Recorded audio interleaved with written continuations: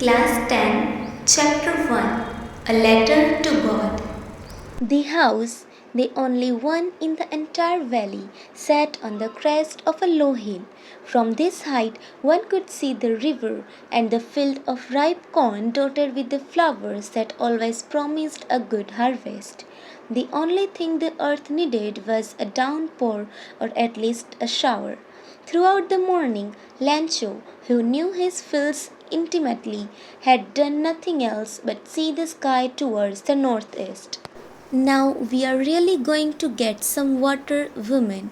The woman who was preparing supper replied, Yes, God willing. The older boys were working in the field, while the smaller ones were playing near the house until the woman called to them all, Come for dinner. It was during the meal that, just as Lencho had predicted, big drops of rain began to fall.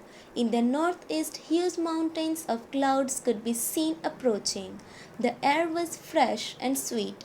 The man went out for no other reason than to have the pleasure of feeling the rain on his body, and when he returned, he exclaimed, These aren't raindrops falling from the sky, they are new coins. The big drops are 10-cent pieces, and the little ones are fives. With a satisfied expression, he regarded the field of ripe corn with its flowers, draped in a curtain of rain. But suddenly a strong wind began to blow, and along with the rain, very large hailstones began to fall. These truly did resemble new silver coins. The boys, exposing themselves to the rain, ran out to collect the frozen pearls. It's really getting bad now, exclaimed the man.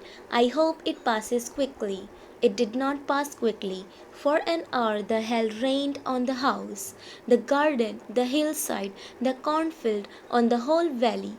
The field was white as if covered with salt. Not a leaf remained on the trees. The corn was totally destroyed.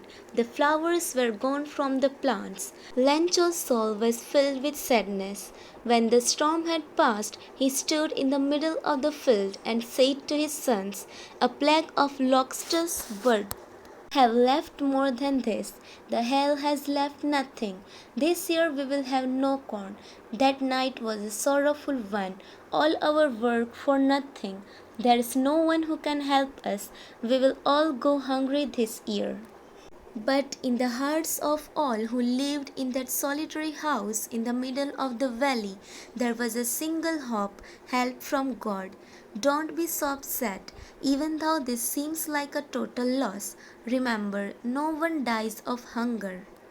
All through the night, Lencho thought only of his one hope, the help of God, whose eyes, as he had been instructed, see everything, even what is deep in one's conscience. Lencho was an ox of a man, working like an animal in the fields, but still he knew how to write. The following Sunday, at the daybreak, he began to write a letter which he himself would carry to town and place in the mail. It was nothing less than a letter to God. God, he wrote, if you don't help me, my family and I will go hungry this year. I need 100 pesos in order to sow my field again and to live until the crop comes because the hailstorm. He wrote to God on the envelope, put the letter inside, and still troubled, went to town. At the post office, he placed a stamp on the letter and dropped it into the mailbox. One of the employees, who was a postman and also helped at the post office, went to his boss, laughing heartily, and showed him the letter to God. Never in his career as a postman had he known that address. The postmaster, a fat, amiable fellow, also broke out laughing, but almost immediately he turned serious and tapping the letter on his desk commented, What faith! I wish I had the faith of the man who wrote this letter, starting up a correspondence with God. So, in order not to shake the writer's faith in God, the postmaster came up with an idea, answer the letter. But when he opened it, it was evident that to answer it he needed something more than goodwill, ink and paper. But he stuck to his resolution. He asked for money from his employees. He himself gave part of his salary, and several friends of his were obliged to give something for an act of charity. It was impossible for him to gather together the 100 pesos, so he was able to send the farmer only a little more than half. He put the money in an envelope addressed to Lencho, and with it a letter containing only a single word as a signature, God. The following Sunday, Lencho came a bit earlier than usual to ask if there was a letter for him.